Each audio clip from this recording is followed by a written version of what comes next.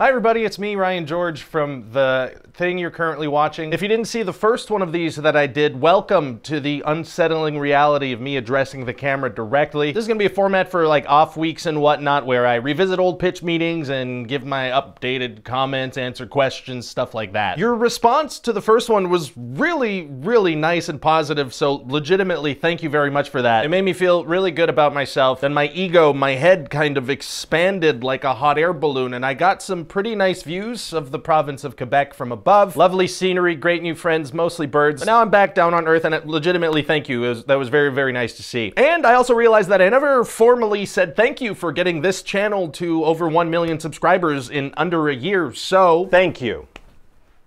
I just fully put a suit on just for that. I'm 33 years old. I just suited up for some light wordplay, so. You don't ever really have to grow up. That's just something they tell you. So in the comments of the last video, this person who came in 2,383rd in the Gerard contest asked what the first pitch meeting was. And I thought, hey, that's a good thing to revisit. It's kind of an interesting thing because technically the first pitch meeting I ever did wasn't on the Screen Rant channel, and it wasn't about any specific movie, more just about like the movie industry in general. So this is a video that I uploaded years ago on my own sketch comedy channel, which is called Ryan George, and I named it that because that's my name. So this is the first kind of like thing in the pitch meeting universe. It's a video called Every Single Movie Studio Today, and I uploaded in September 2017. So here you go with this. Yeah, so the movie's a true story about my mom who suffers from Alzheimer's. Okay, and this will kind of set up a Alzheimer's cinematic universe? No, it's just a movie about my mom. Okay, so this will kind of set up a motherhood cinematic universe? No, it's just, you know, the one movie.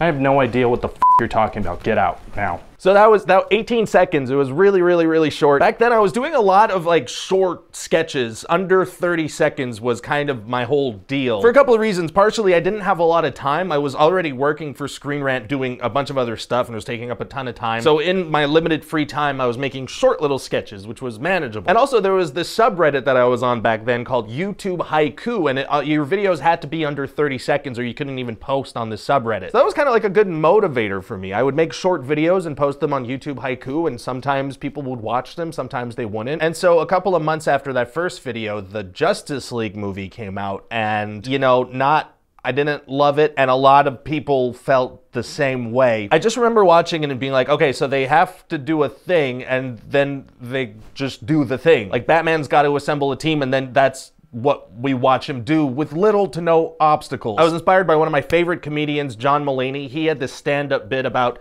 how it must have been weird to pitch the movie Back to the Future. And so that made me think, how did they pitch this movie in which they just have to do things and there are no obstacles? And so that is kind of the birth of the first pitch meeting, which is 30 seconds long, I'll show you in a second, and also the birth of the catchphrase. Right off the bat, I was saying it. So here's the Justice League pitch meeting, the 30-second version. So there's this bad guy named Steppenwolf, right? What's his backstory? Barely matters, but he wants to destroy Earth, so he has to get these boxes together. And that's gonna be hard for him to do? No, super easy, barely an inconvenience. Okay. And so Batman gets the Justice League together because they have to stop him. Right. And then they do.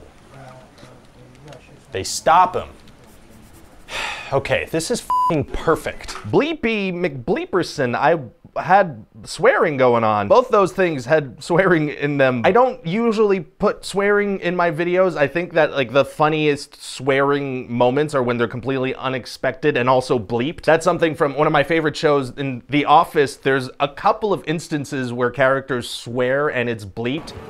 And I remember watching, it always caught me off guard, and I always loved that. So that's something that I kind of adopted from there, that mentality of like, use it sparingly and use it as a surprise. And also bleep it, because it's not like the word itself that's funny. What's funny is that like, whoa, whoa, whoa. I don't know, at least that's my opinion. That's how I like to do it. Anyway, so like I mentioned, I was already working at Screen Rant. I had been working there since 2016. They hired me off of LinkedIn back in the day. They saw that I was a Montreal-based YouTube comedian, and they hired me. I was doing these kind of news videos on the ScreenRant.com website. I'll see if I can find something. If after this sentence it cuts to one of those videos, that means I was able to find an example while I was editing this video. With Captain America Civil War coming out soon, there's a ton of Marvel flying around right now. Oop.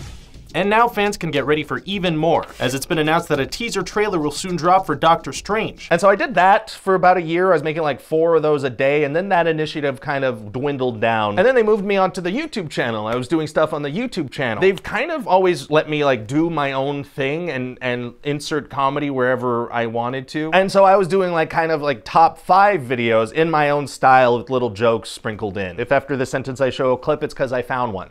The Walking Dead is on its 8th season, and there's not really an end in sight, but it will end one day.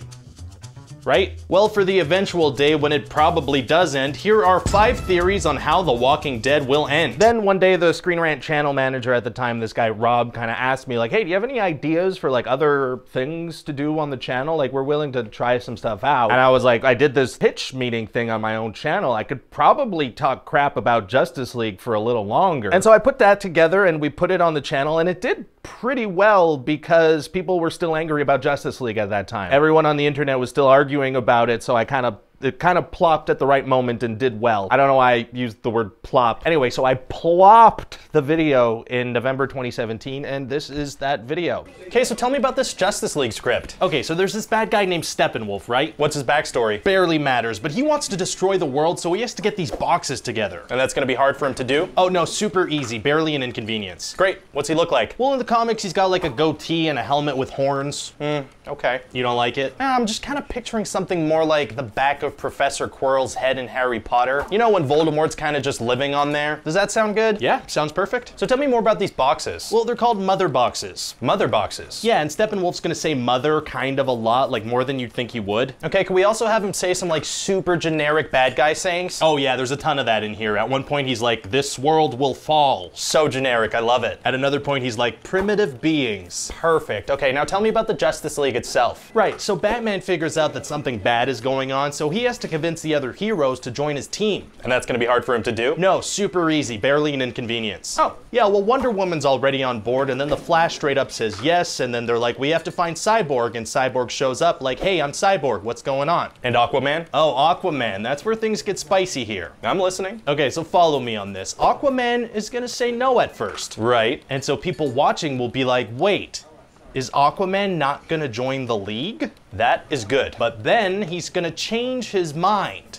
Almost immediately. And what are all the characters like? Like, is Batman still moody? No, Batman kind of cracks jokes now, and he really, really misses Superman. But weren't they friends for like a minute in Batman v Superman? That was enough. Calls him Clark now, like they were best friends. Fair enough. Then there's Wonder Woman. Okay, so her movie was really empowering for women, so we really have to emulate that again. Way ahead of you. So we're gonna have the Flash trip and fall onto her boobs. Great. There's gonna be a little moment where the Flash is lying on top of her, and it's gonna be really funny. Because that's how people do sex. Because that's how people do sex, exactly. People are gonna like that. Yeah, and then we have Aquaman talk about how hot she is, and then we have some of the Amazons fighting in bikinis. So basically that sends the same message as Wonder Woman. Yeah, basically, I think so. And what about Aquaman? Don't people think he's kind of lame in the comics? Oh yeah, no, he's a badass in the movie though. Check out this line of his, my man. Oh, that doesn't sound lame. No, he's a badass now. He also drinks alcohol. That is so cool. Drinking alcohol is super cool. Listen, this all sounds great so far, but it feels like something's missing. Superman. I mean, yeah, but he's dead, right? Yep, but they're gonna bring him back from the dead. Oh my god. It's gonna be really fun. He's gonna be really mad at Batman. But didn't you just say they were best friends at the end of the movie? Yeah, but he kinda needs to hate him because we wanna have them fight. Wait, Superman and Batman fight against each other. I know it sounds pretty crazy, but I think we can try some new stuff in this movie. Okay, now even though this is kind of a big plot thing, we can still have Henry Cavill promote the movie, right? Oh, sure. That's not gonna like ruin the surprise, is it? No, I think people will still be surprised. Because in the movie you say he's dead, right? Exactly, so people will be like, oh, I guess Henry Cavill's not in this movie. Right, so maybe he just did those interviews as like a fan. And then they bring him back to life and people will be like,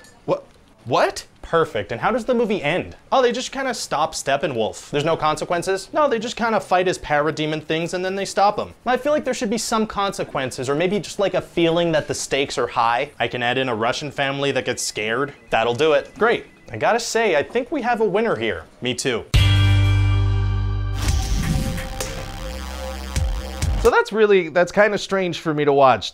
It does make me cringe quite a bit. Very, very, very slow paced compared to what I do today. Tight wasn't a catchphrase yet. I wasn't saying that anything was tight. Something has to be tight or it doesn't feel tight. Maybe I should have bleeped some of that sentence. I don't like how that sounded. And yeah, you know, it's super short. The pacing is very slow, but I look at that kind of growth period of pitch meeting as exactly that. I was very much just figuring it out. All I knew was that I was gonna make fun of movies, and the characters kind of developed over time. It's like one of my favorite shows is Parks and Recreation, but if you watch like the first season of Parks and Recreation, it feels like a completely different show. They were lucky enough to have the time to grow and find themselves over the course of several seasons. Not every show gets that opportunity. I'm really glad that I got to do that with Pitch Meeting. After this, because it did pretty well, I started making 2 per week, and you know, it's really just doing a lot of them, and you start to develop